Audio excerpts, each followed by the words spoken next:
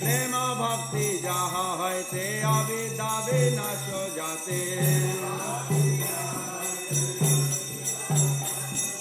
বেদে গায় যাহার চরিত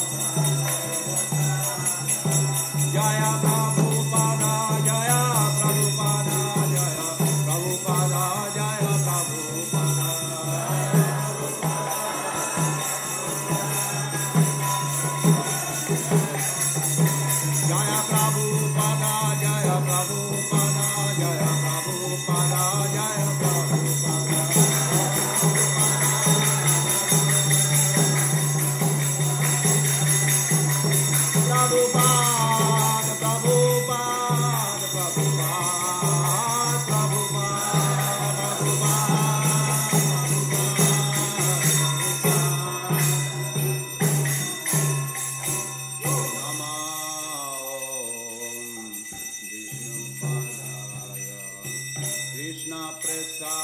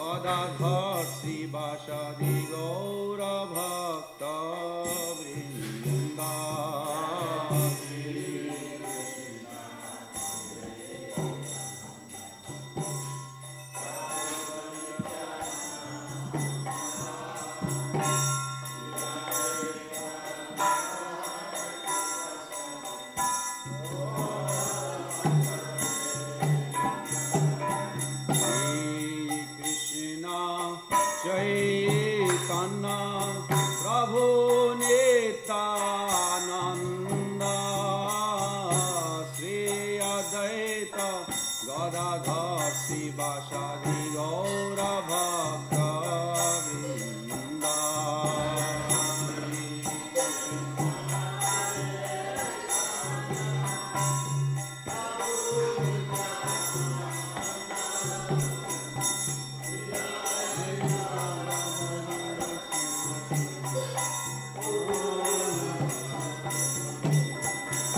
Jaya Sri Krishna Chaitanya Prabhu Nityananda Sri Advaita Gadadhar Sivasadi Gaura Bhakta Vrinda.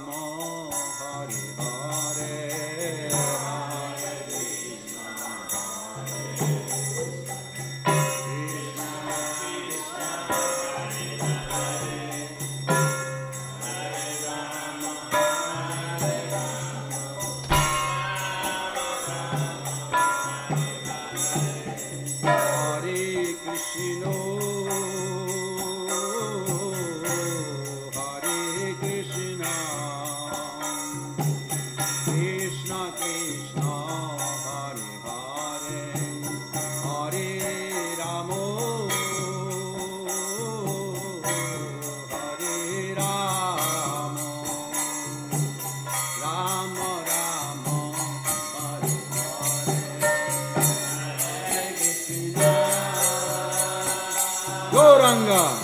Hare Krishna, Krishna Krishna, Hare Rama,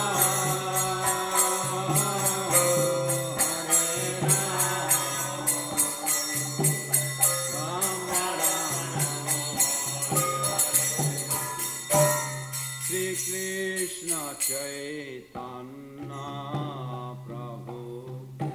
Jive daya kori Sri Krishna Chaitanya Prabhu Jive daya kori Shapashada Siya Dhama Sahaya Bhatari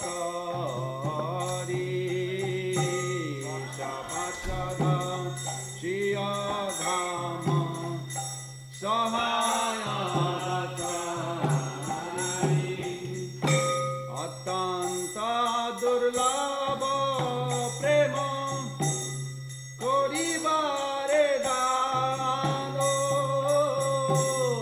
Atanta Durlabha Prema Koribare Dano Sikhaye Sharanagati Bhakatera Prana Sikhaye Sharanagati Bhakatera Prana Dainayatmani Vedana Gaprite Varana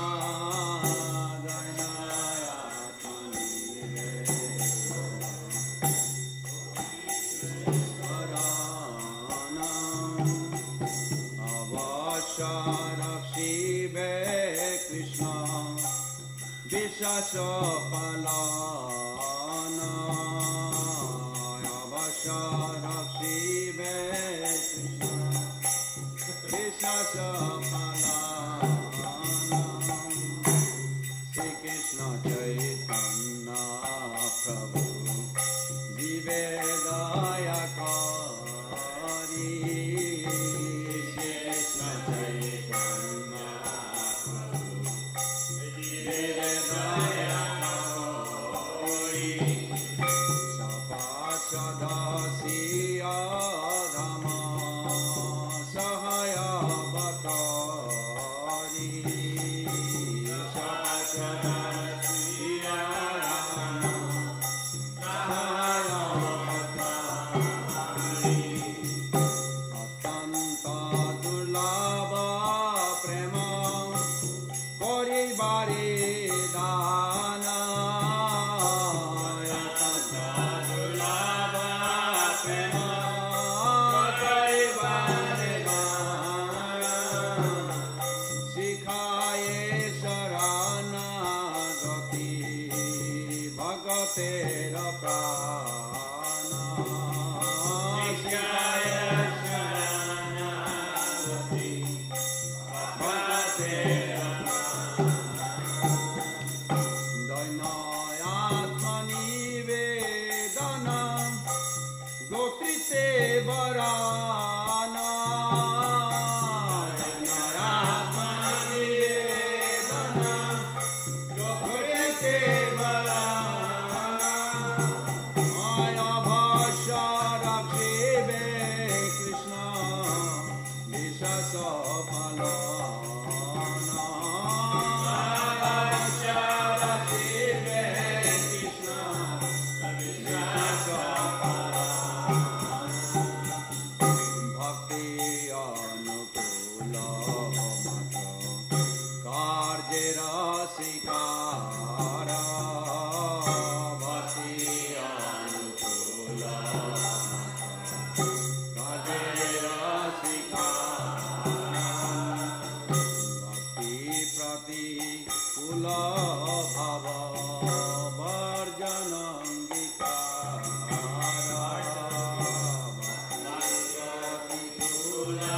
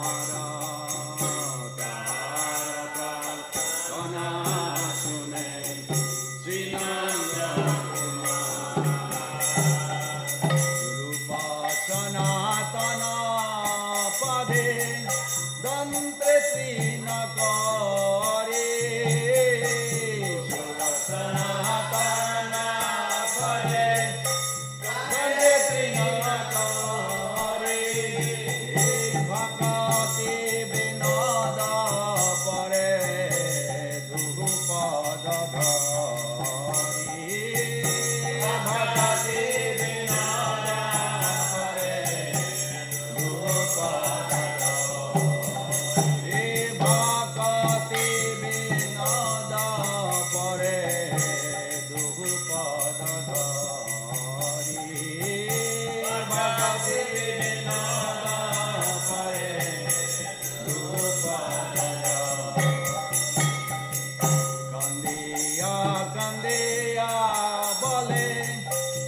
amito yadama kandiya kandiya bole amito yadama sikhaye sharana gati bharaye uttama sikhaye sharana gati bharaye uttama sikhaye sharana gati bharaye uttama sikhaye sharana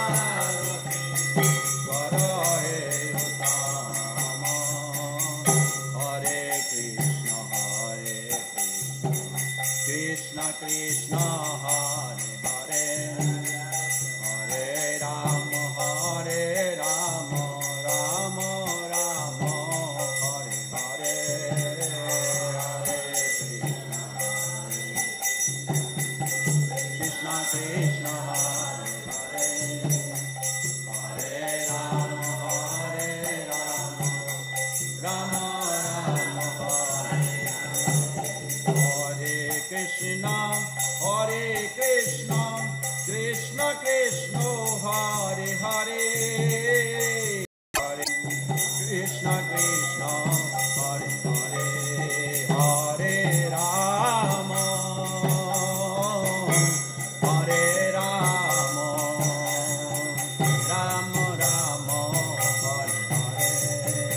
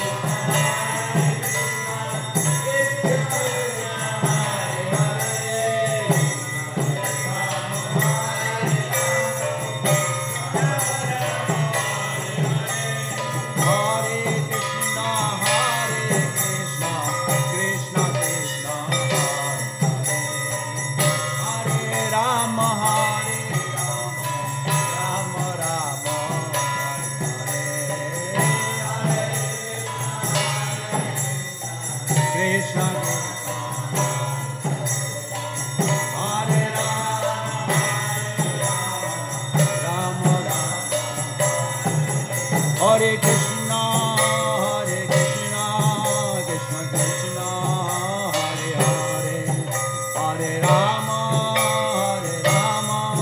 Rama Rama, Hare Hare, Hare Krishna,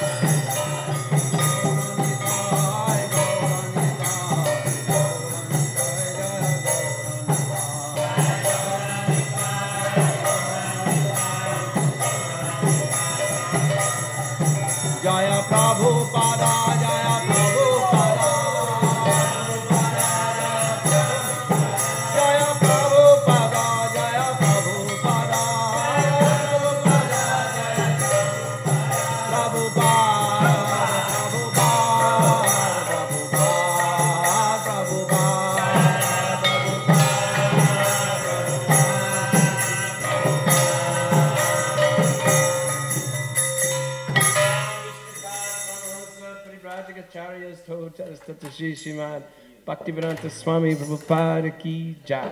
Namo Vishnu Pada Paramahamsa Parivrajagacharya Stotara Sadashi Srimad Bhakti Siddhanta Saraswati Goswami Prabhupada ki jai. Ananagari Vaishnavini ki jai. Namacharya Srila Haridas Thakur ki jai.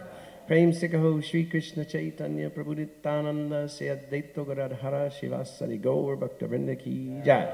Shri Shri Radha Krishna Gogopinath Sham Kun Radha Kun Giri Govardhan ki jai. Vrindavan Dham ki jai, Navadvip Dham ki jai, Ganga Mai ki jai, Jamuna Mai ki jai, Tulsi Devi ki jai, Bhakti Devi ki jai, Sri Nam Sankirtan Bhakta Vrinda ki jai, Go Premanandi, Hari Hari Bol, all glories to the assembled devotees, all glories to the assembled devotees, all glories to the assembled devotees, all glories to Sri Guru and Gauranga, Jai Jagannath, Jai L.A. Rathayatra. 30,000 books will be distributed today by Vaisheshika Prabhu and his crew. Hari Hari Bol.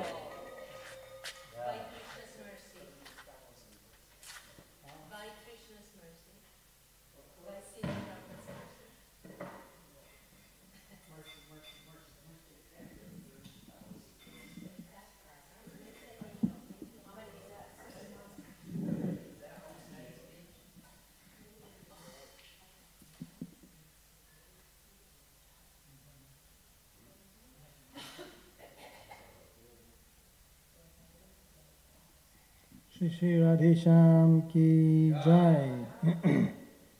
So today is cut up day, vegetable cut up in the kitchen is going on.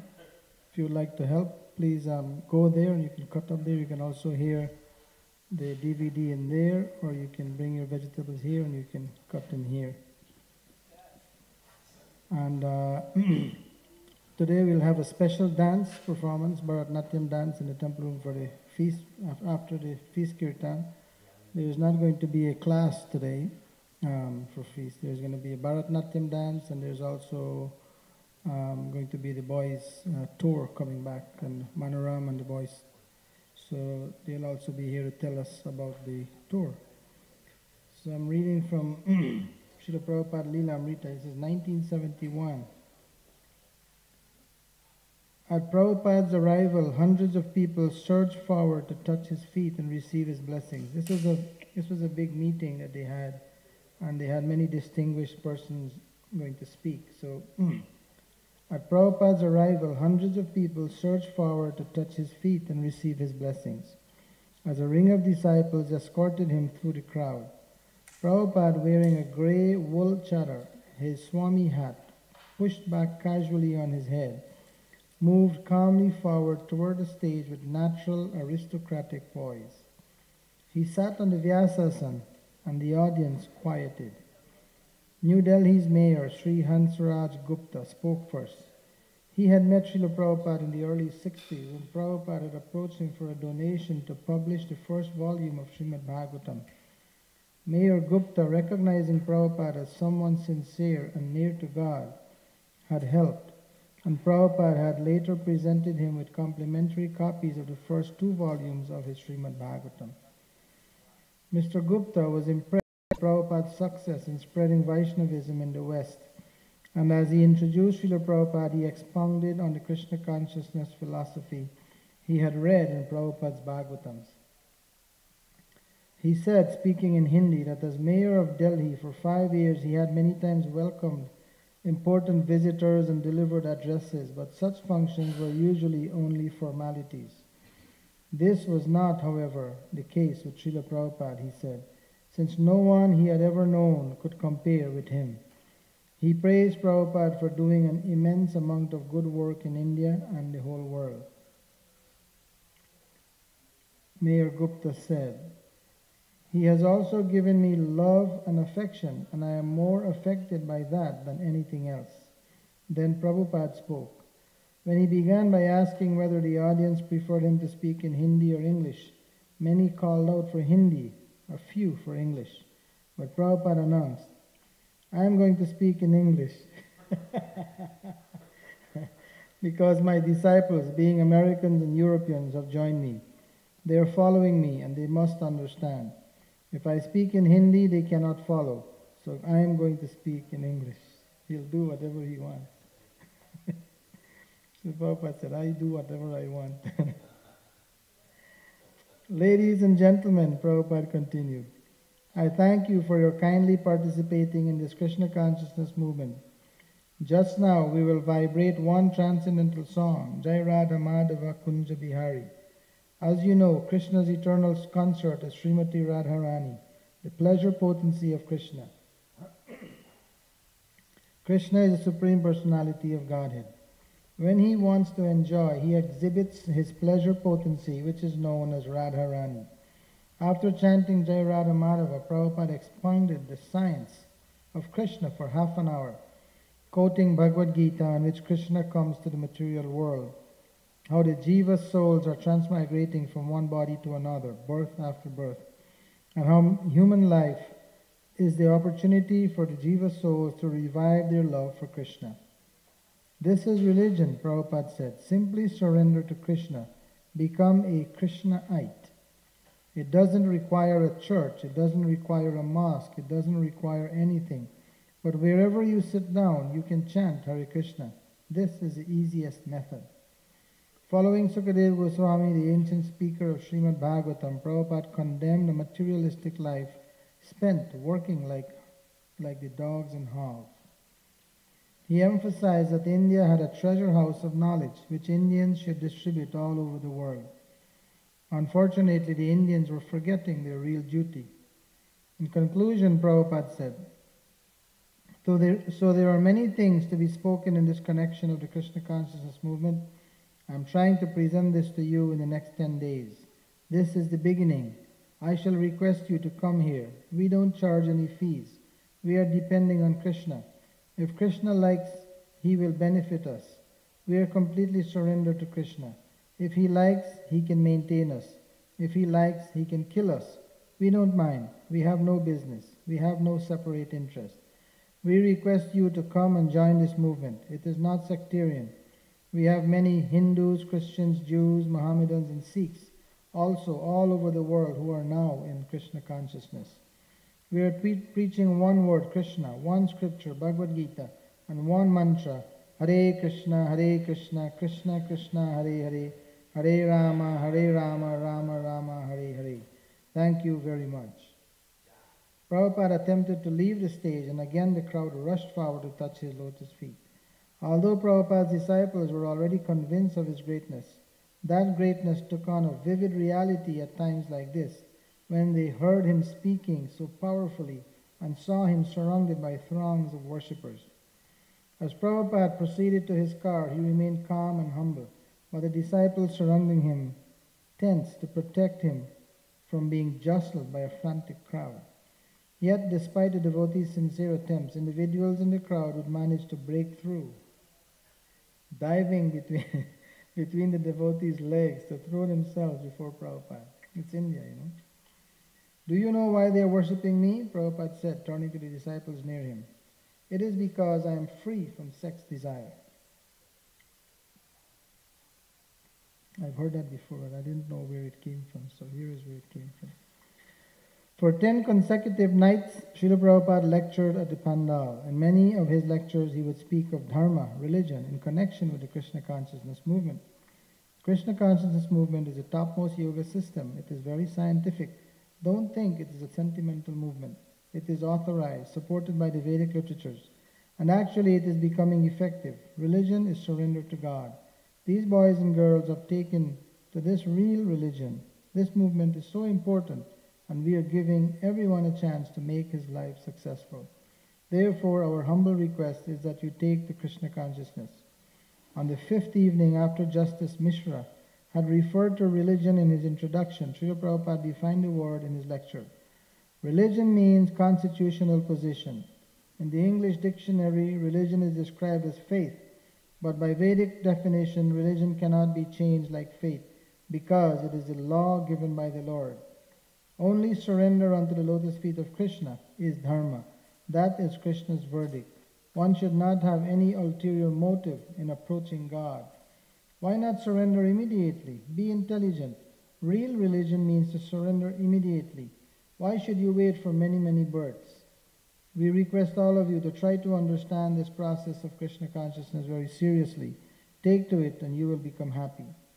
Srila Prabhupada saw the Indian people abandoning their dharma for materialism, and he spoke strongly, pointing out their great mistake and urging them to rectify it. If you actually want to advance your nation, India, then you must take to the culture of Krishna consciousness. This will glorify your country. You cannot compete with the Western world in the field of technology. It is impossible. The Western countries are meant for that purpose, for advancing technology. But you are meant for a different purpose. Your special advantage is that you have been born in this land of Bharat Varsha after many, many births and after performing many pious activities. India is very poverty-stricken, so wherever I go, I am told I come from a poor country. India advertises this image. Our ministers beg from other countries. We are accepted as a beggar's culture. At the Berkeley University, one Indian student protested the studying of the Hare Krishna movement. He was the only student to protest. He said, Swamiji, what benefit is made by accepting this Hare Krishna movement? In another place, a girl asked me, Swamiji, what is God? So I asked her, are you Indian? You should be ashamed of being called an Indian because you ask what is God. Although you come from India, the land of God. India is a land where Lord Krishna appeared. So although you may be born in India, if you have no dharma, what is the difference between you and the animals. Srila Prabhupada ki jai. So I'll turn on the memories DVD.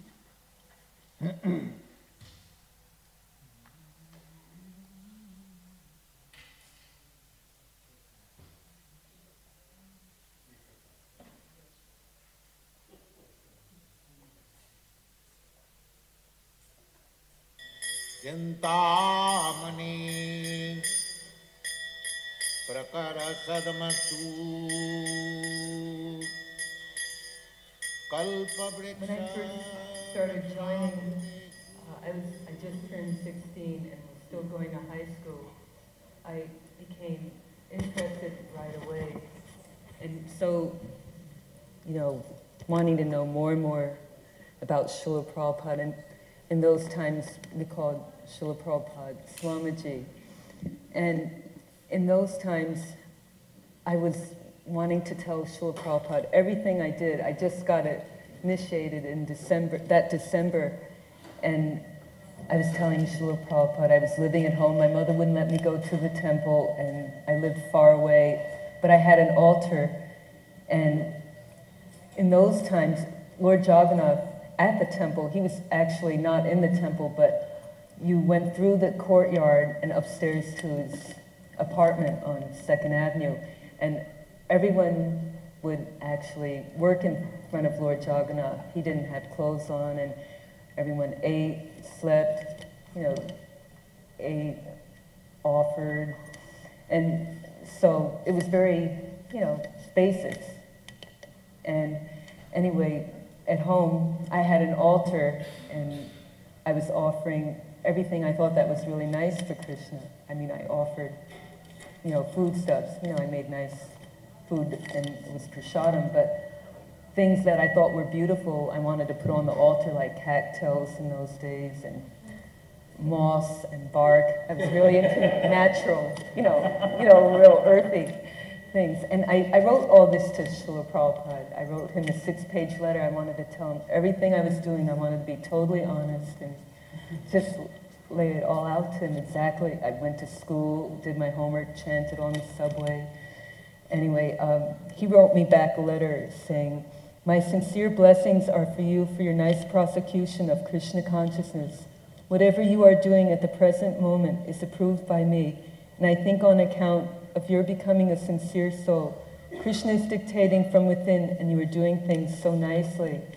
And it was just so encouraging because, as years went on, just seeing the standards, in devotional service, our deity worship and everything, he was just accepting, whatever I was doing. And even back then, I remember succinctly hearing Srila Prabhupada say, one devotee asked him, what are all the rules? Have you told us all the rules and regulations? And he said, if I told you everything, you'd faint. So it was really clear, he was giving so much room for us to kind of toddle along. One of the first pastimes was that my wife and I had hitchhiked across the country from the East Coast because the devotees in Philadelphia were telling us about this great Rath Yatra festival in San Francisco, and that if we went, we could meet His Divine Grace.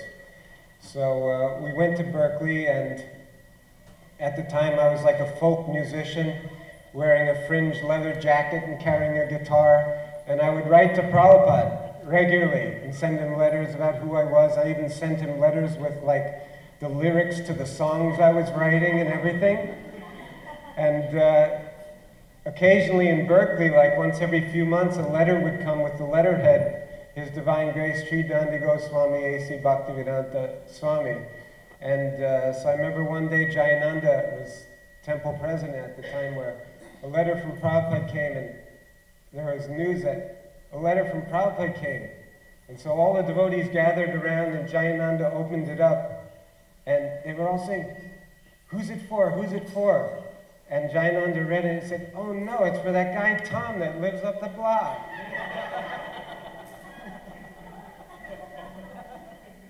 So I learned from those experiences that His divine grace really did not discriminate. Whoever came to Him, He reciprocated with. Detroit, 1971, I was initiated. We drove up from New Vrindavan.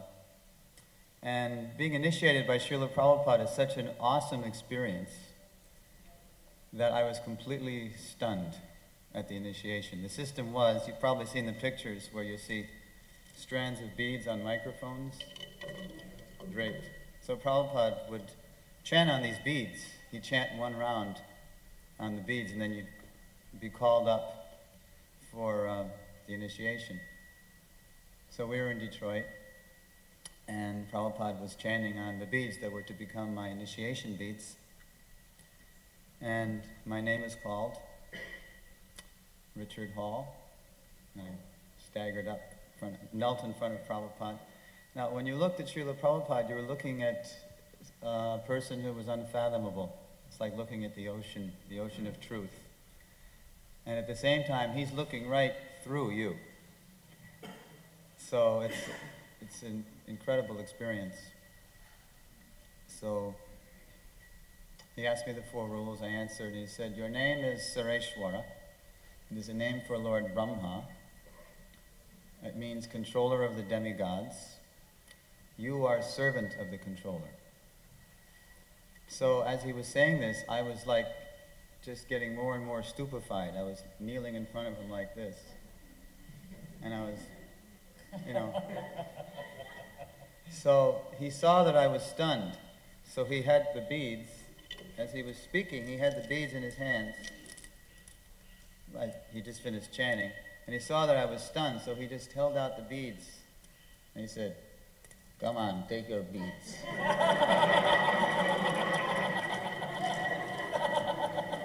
He started rattling them in front of my nose just to... My wife and myself used to love cooking in the kitchen in Manhattan Temple all the time. And one day, Prabhupada was arriving next day, and we were told to make a tulsi skirt. And my wife didn't know at those days how to sew.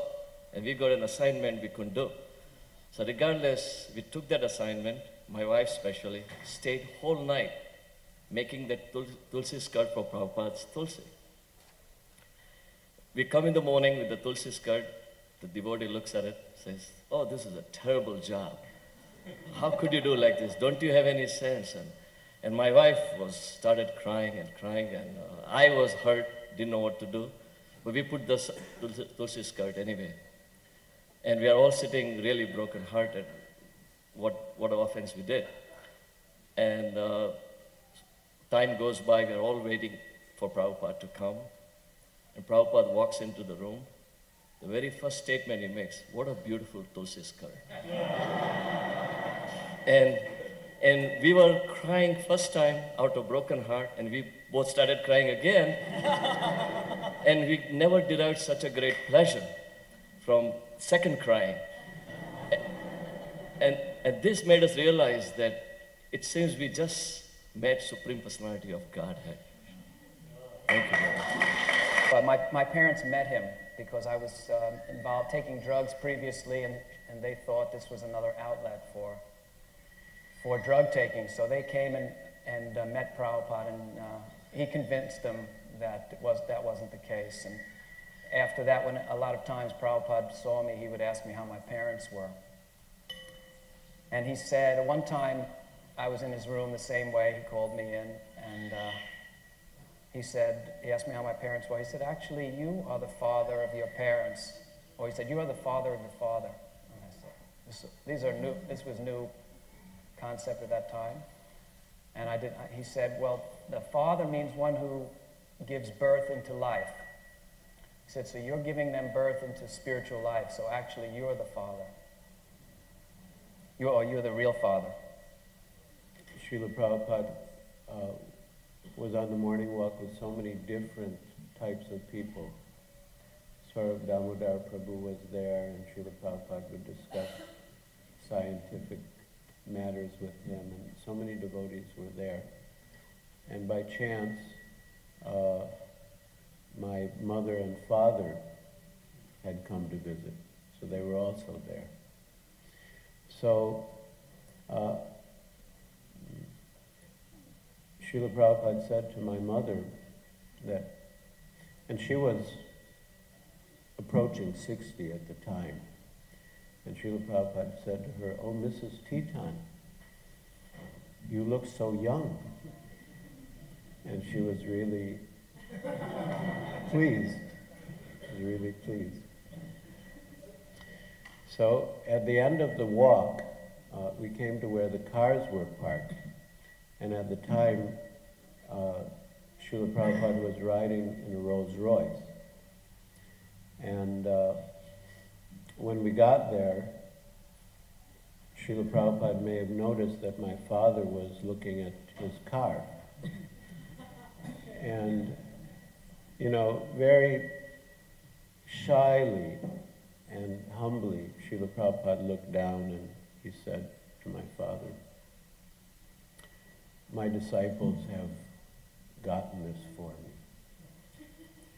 And my father immediately said, "Oh, no, no, you deserve it, you deserve it."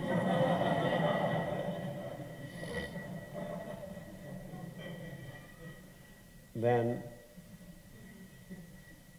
again, dealing very expertly, Srila Prabhupada said to my father, "So you can come with me, we can ride back together in the car." And my father said, "No, you can go with the other disciples." So after everything was finished, Hari Sori, who was Srila Prabhupada's servant at the time, said to Srila Prabhupada that, "Srila Prabhupada, everyone loves you so much." And Srila Prabhupada said, "Yes, because I love everyone." And like so many of the other Prabhus were sharing, I really was hankering after the personal association of Srila Prabhupada. I mean, I was desperate. Everybody, it seemed like so many devotees were getting personal association, and I was like a nobody. I was a new devotee, and I just was desperate. So I somehow conned my way through Jayatirtha into a morning walk. And we went down to Venice Beach with Srila Prabhupada, and I was so nervous, I was so scared. And I remember walking on the right of Srila Prabhupada, and he was talking about the wave and the ocean. And I remember one wave came up really high and was almost touching Srila Prabhupada's feet, and I jumped up on the embankment, and Prabhupada saw that the wave was going to wet his feet, and he put his hand out for me, and I helped Prabhupada up the embankment. And that was it for me. You know, a new devotee. I had actually touched Prabhupada and helped him up the embankment. See, but now I started to feel my oats. Okay, now I'd already helped Prabhupada. I started like getting puffed up behind that, and I thought, I'm going to ask him a question. I'm actually going to come right out and ask him a question. My real heart's desire, of course, is to get the personal recognition of Srila Prabhupada, not that I was really interested in the question. I asked Srila Prabhupada about Tulsi Devi. I can't even remember the exact question, something about another form, whether Tulsi does ever take another form or not. I forget exactly what. But Srila Prabhupada turned to me and he said, "Why are you asking me this question?"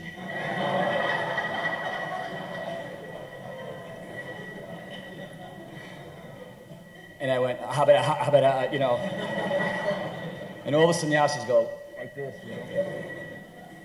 And I said, well, I'm worshiping Srila Prabhupada, I'm worshiping Tulsi Devi, Srila Prabhupada, and I start like trying to come up with an excuse, and I'm trying to talk fast, and he said, "Why are you asking me this question?" And I just lost it at that time, and I just shut up and turned every color of the rainbow. And he answered my question. In all his mercy, Prabhupada answered my question. So finally, in 1975, I got a chance to go on a morning walk with Prabhupada in Miami Beach. It was about a dozen of us, so it wasn't like 300 people in a temple room, it was just a few of us on the beach. So Prabhupada was walking on the shore, and his cane would put holes in the sand right as the ocean would come up. And then when someone would ask a question, he would stop. He was leading the pack, and he'd turn to answer us, like this. So somehow, at one point in the walk, I stopped short, right in back of Prabhupada's head. His head was about this far from me. And somebody asked a question, I don't know what the question was, and then Prabhupada started speaking. I didn't know what he was saying, because all I could think was, wow, I'm right in back of Prabhupada's head. And I was studying his head, and it was golden head, and it had silver hairs and different furrows in the back of his neck. And then Krishna gave me a wonderful idea, realization, that I was this far from Prabhupada physically, but actually, spiritually, I was like millions of miles away. So it was too bad that was true, but it was also enlivening because all of a sudden I realized that what the devotees had told me all these years was true, that actually real association is not physical.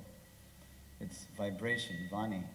And I became very happy that I also had the opportunity to become very close and intimate with Prabhupada through vibration, vani. So during the festival, the temple president, who I think still is, Rabindranath Prabhu, had invited one Indian professor to come and speak with Prabhupada. So only a few devotees knew about it, and this was going on in Prabhupada's quarters, which were just across the street from the temple at that time. And one of the devotees that knew told me about it. Hey, come on up, you know? So I said, okay, great. So I went upstairs and sat down in front of Prabhupada's desk, maybe 6 or 7 feet away from Prabhupada. And let's see, Rabindranath Swarup was there, Rupanuga, Bhakti Swarup Damodar Goswami, several other devotees. Anyway, so I think it was either Rupanuga or Rabindra, I can't remember, introduced the professor. This is Professor so-and-so. I think his name has changed, and then he'll unread this so he doesn't sue us for slander. And he's a professor of Hinduism and philosophy. So Prabhupada looks at the man straight on, he says, so, what is this Hinduism? And the first thing comes out of the guy's mouth is, I don't know, you tell me, you know? Thinking that somehow he would be at an advantage if Prabhupada, you know, spoke first, you know. And he brought several students with him. It was obvious the whole idea is he was going to, try to defeat Prabhupada and impress his students. So Prabhupada looks at Bhakti Swarup Damodar Goswami and he points to the professor, he says, so, he has called you a cheater. No, excuse me, no. He said, so he is teaching, but he does not know. What is that called? So Bhakti Swarup Damodar Goswami says, he's a cheater, Prabhupada. Right?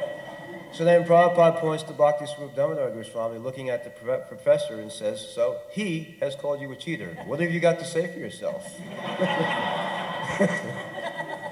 And the man kept trying to wiggle around and go around to the side and talk about something else, but Prabhupada wouldn't let him go. Prabhupada would always do that. He wouldn't let him go. He'd stay on one point.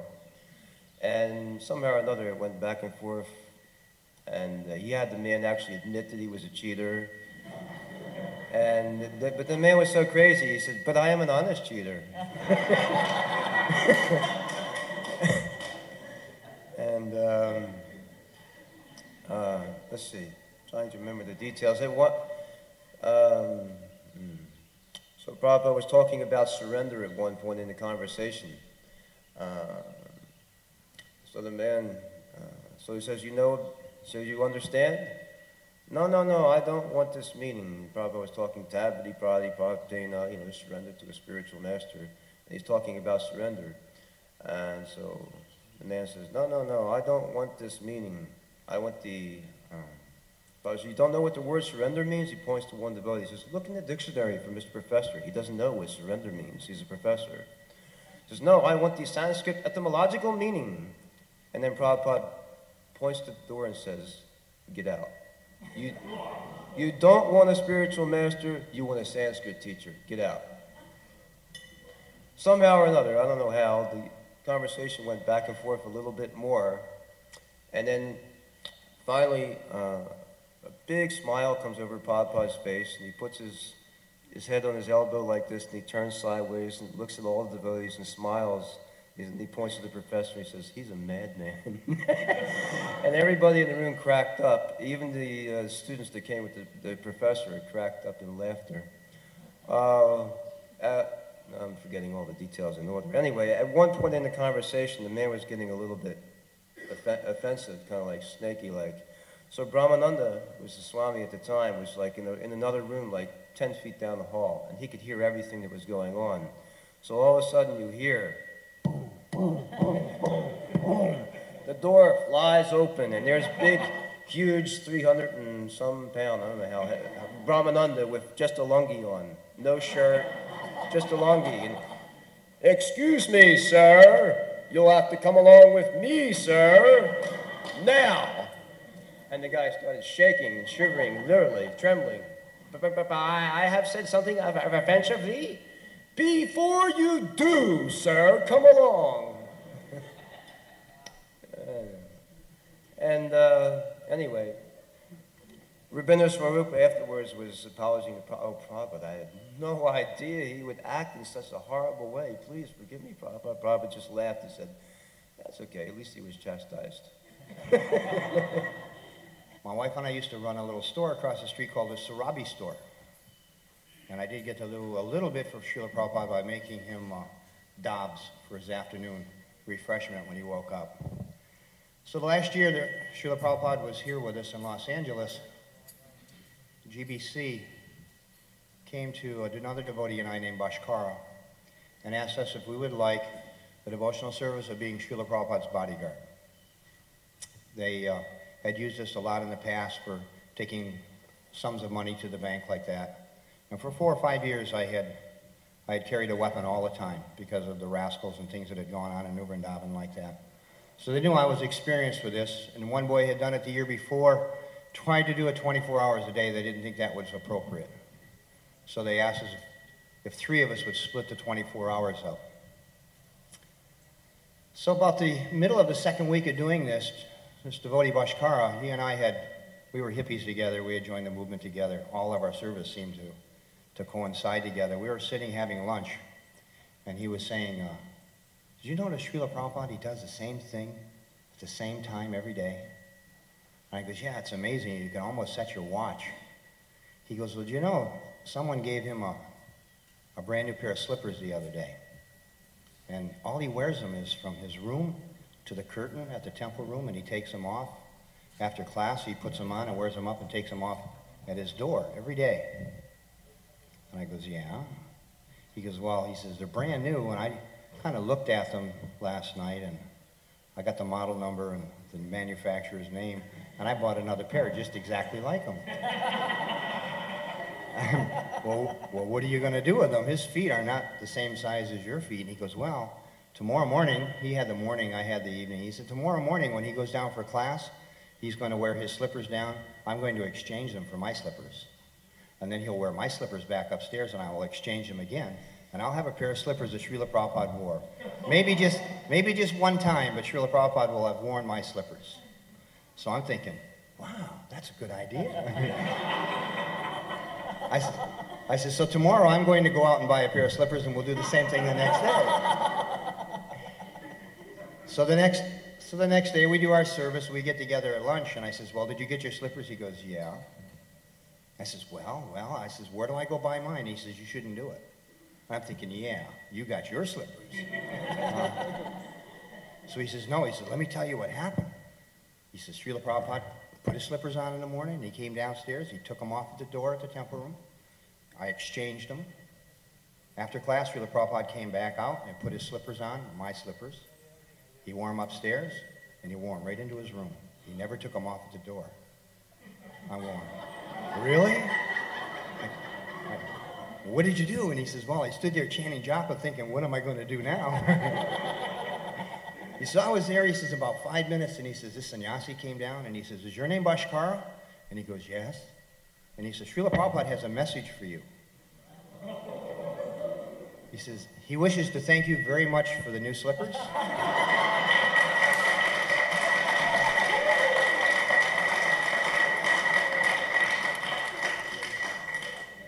And you may keep the old slippers.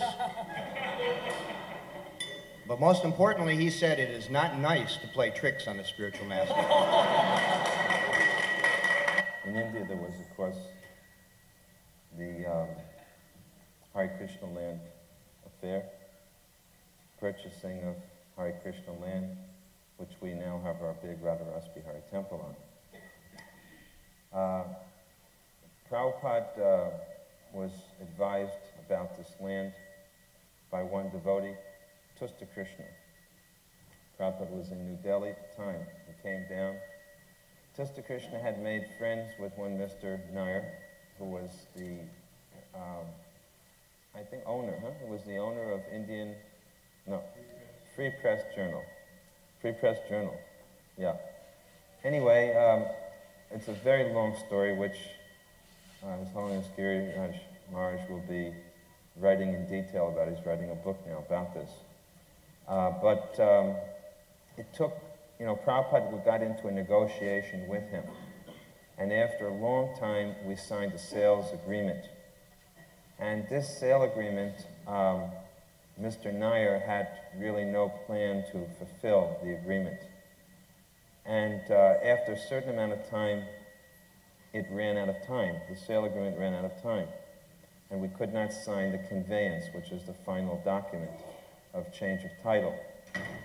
So a long, long, long period ensued in between, in which Mr. Nair tried to remove the devotees from the land. It's a very, it's big history of, part of the history of ISKCON.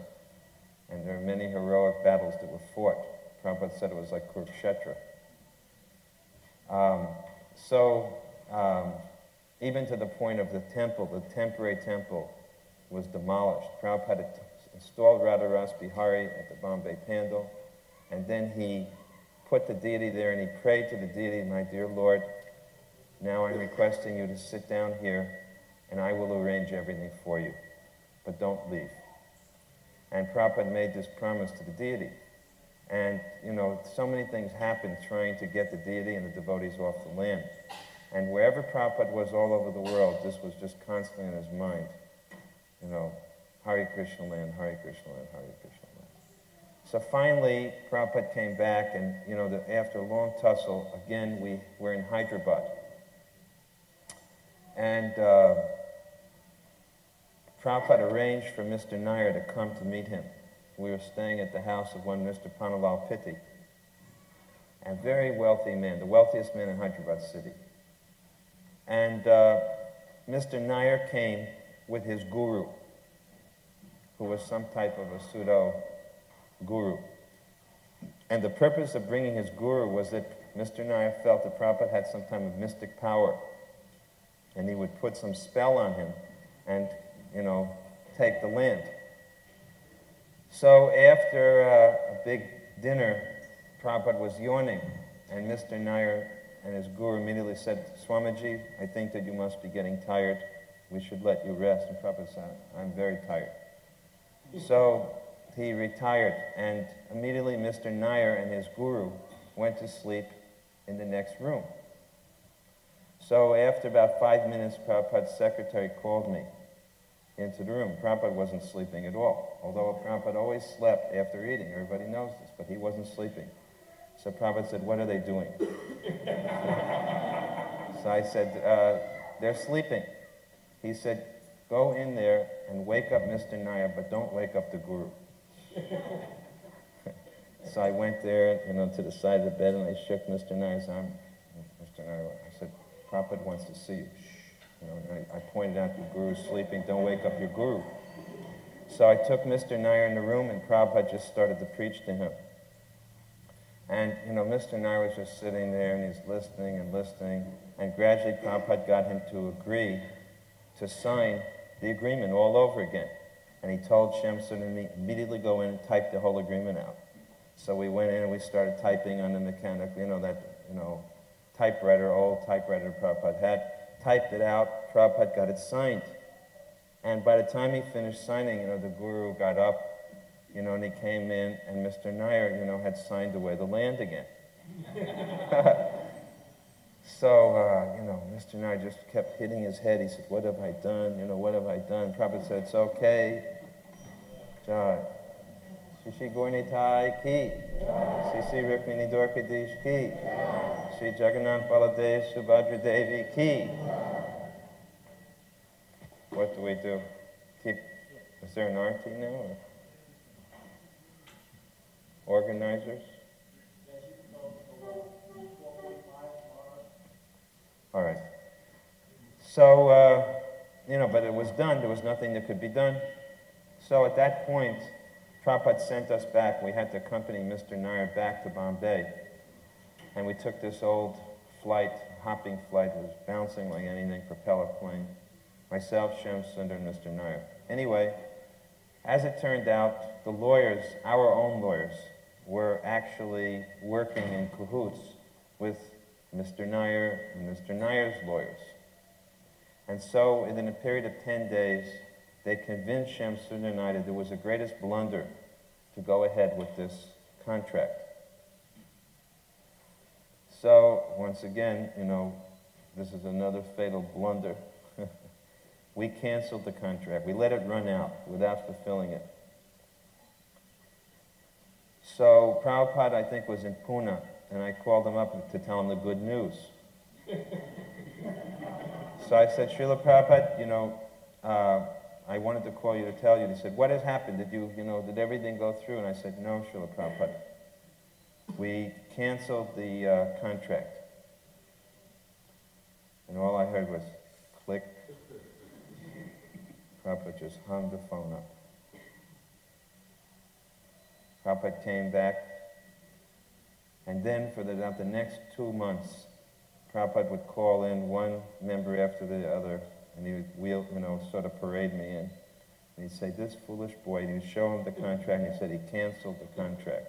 He canceled the contract. Anyway, this was such a huge blunder. So, the thing I feel about these, and there were more such blunders that went on in time. But I think that the wonderful quality of Prabhupada through all of these is that he never gave up on a devotee or a disciple. No matter how many mistakes a devotee might make, he wanted to see if a devotee would continue to want to serve Krishna and to serve him. In that instance, with the cancellation of the contract, Prabhupada did not reject me. He gave me the opportunity to go through, a hellish year and a half after that with Giriraj Maharaj, where we had to go, all the time into Bombay, sitting in the lawyers' chambers, and just trying to rectify the situation. So it's a symptom of Srila Prabhupada that he never gave up on a devotee. He said about Krishna that when you chant Hare Krishna even one time sincerely, that Krishna will never leave you alone. So I feel the same way, that Prabhupada never leaves you alone. Even you may make many mistakes in his service, still he does not reject you. But he accepts you just as a father would accept a child, a parent accepts a child. He expects that there may be mistakes. He will chastise you like anything, but he never gives you the sense that he doesn't love you. So despite all of the grand mistakes that were made, I never got the sense that Prabhupada loved me less because of them. And I always felt encouraged and never felt discouraged, even when, these mistakes occurred. So there at the Palais, the question and answer period came. Prabhupada said, any questions? And everybody, immediately all the hands shot up. So there was a lot of questions. So Prabhupada, first he asked one, all right, he pointed. So this man stood up, and he wanted to hear himself talk more than he wanted to ask Prabhupada a question. He said, first, Your Divine Grace, how are you enjoying your stay in Australia? Very, warm. How do you like Australia? And he said, Prabhupada said, I like it very much. And everybody clapped. Yay. And Prabhupada said, I like every place very much. They all kind of went, And he said, because everything belongs to Krishna. Therefore, I like every place. Because everything belongs to Krishna. So the next man shot his hand up and said, well, what do you think about Meher Baba? And Prabhupada said, who is he? So this is the way Prabhupada's technique was to diffuse a person like that. And then the third man was, there was a couple other questions, but then the third man, with another man, he put his hand up. It was a boy, a young, 22, 23-year-old boy, very kind of puffed up. He stood up and he said, "Today I choose to be God. Today I choose to take the responsibility of the whole universe upon myself. Therefore, I am God."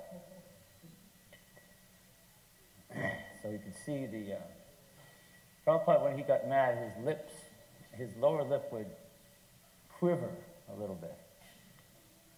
If anybody's been close enough to Prabhupada, when he actually gets angry, his lower lip begins to quiver. So his lip began to quiver. And Prabhupada took a deep breath, and he said, "Oh," he said, "my God is powerful."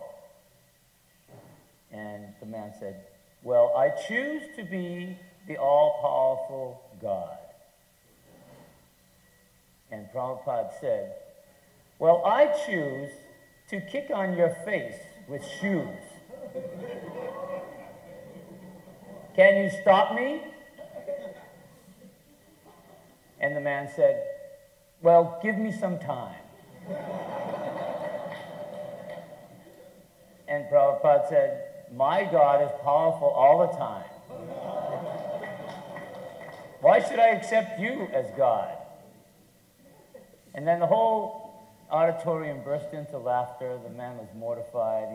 He was feeling very bad and everything like that. And then, just like that, Prabhupada turned and he said, "Please, don't waste your time on this nonsense.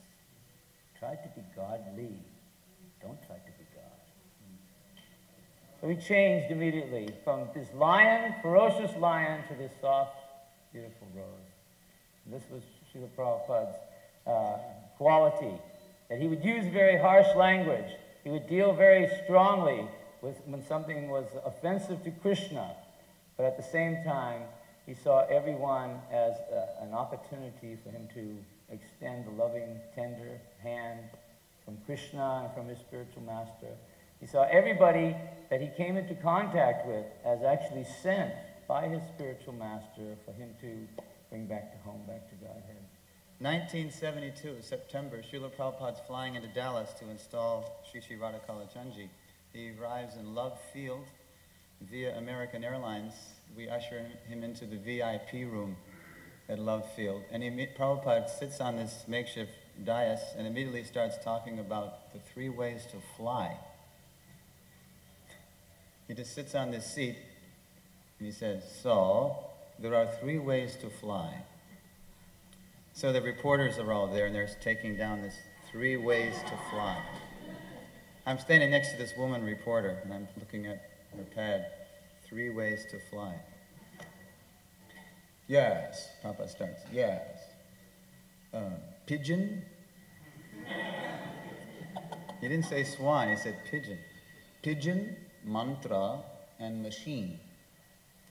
Yes, formerly, Prabhupada said, formerly people knew the art of training up pigeons, he said, and you just get on the pigeons and just fly. So the woman's writing pigeon.